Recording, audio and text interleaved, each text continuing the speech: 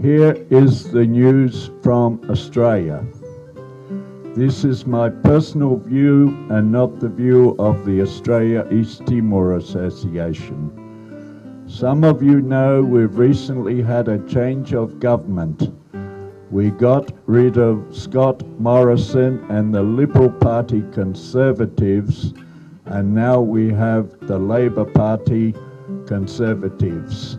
But the Labor Party Foreign Minister Penny Wong is coming here tomorrow to tell Jose Ramos Horta, get him by the arm and say, no tasitole, you make Woodside and Australian companies richer, please.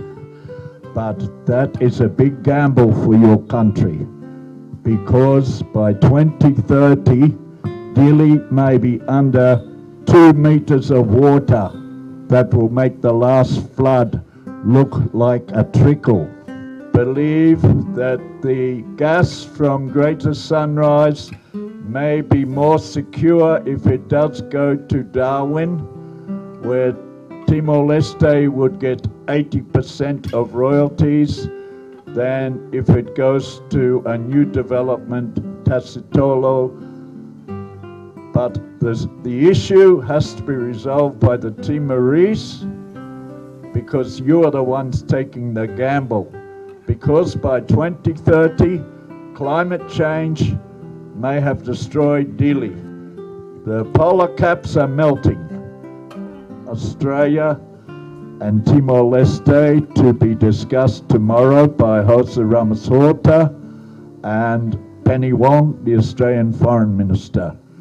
Some in Solidarity in Australia think the Darwin solution is more secure, but other people say, look at what La Hamatuk are saying, and maybe Timor should be looking to the long-term agriculture, coffee, tourism, other industries, because job creation from the from the gas may not create many jobs because it's high technology. And if jobs are the issue in Timor, intensive agriculture and alternative tourism and a whole range of other issues lead back to health, education and the basics. And I only want to make one more comment about human rights after you translate that. Has been focused on 30,000 refugees from Iran, Iraq, Afghanistan, and all the other conflicts that the Americans have dragged Australia into war with over the last 2 decades. The human rights campaigners are fighting for them to stay in Australia because they don't have permanent citizen rights.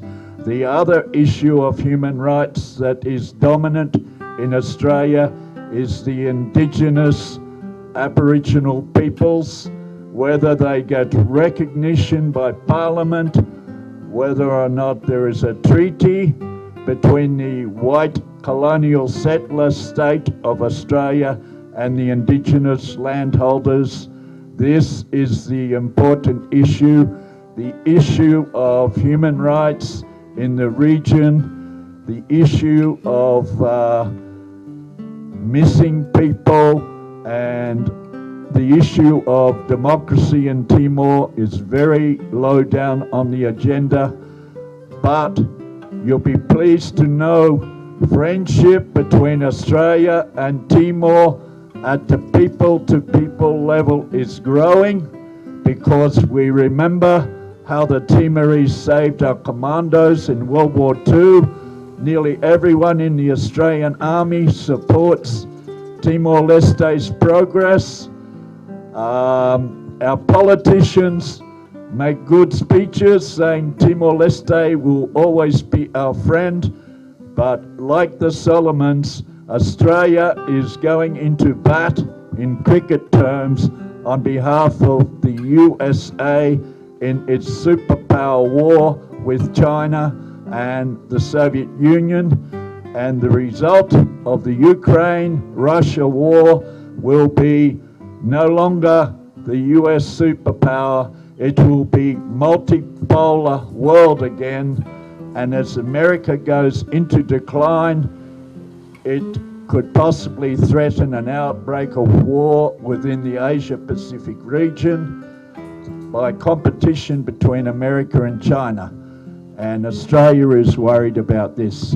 But the human rights, as I said, is focused in Australia on Indigenous reconciliation and treaty and representation in Parliament, and it's focused on human rights for the refugees who don't have permanent residence in Australia and are left in what we call limbo. And some refugee activists are now trying to get the Iran-Iraq refugees out of Indonesia and bring them to Australia as well. And we still have 1,000 detainees, people detained on Manus Island in PNG and in detention centres all around Australia. So unfortunately, the paying of reparations to Timor-Leste over our supporting the Indonesian invasion is lower down on the priorities. And my final statement is the Australian government met with the boss of the Murdoch Press last week, Lachlan Murdoch, and said, we will make peace with you so you don't throw us out. So that's a warning on the media.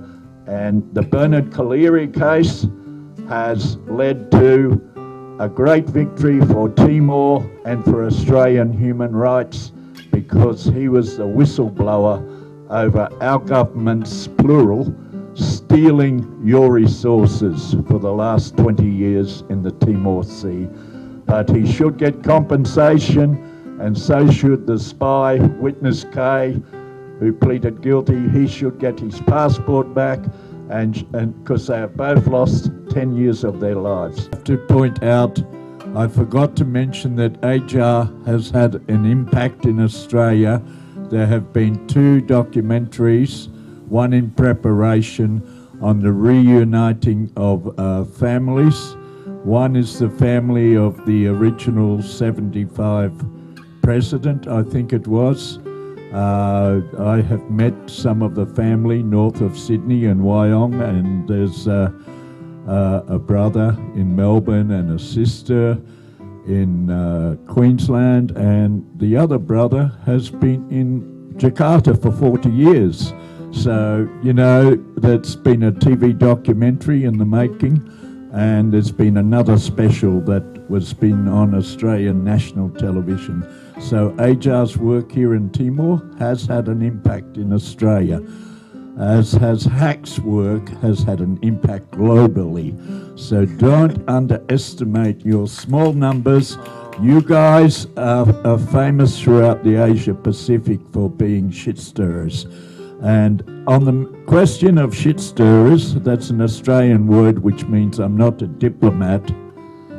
I just sent a text message to your love. A Timor War, as Jose Ramos Horta's book was called Funo, I just sent him a text message 10 minutes ago with no reply saying, do you want reception tomorrow from students saying it's our oil and compensate whistleblowers? Now you can debate that for 3 hours, whether you're going to have a protest against Penny Wong. Ha ha ha.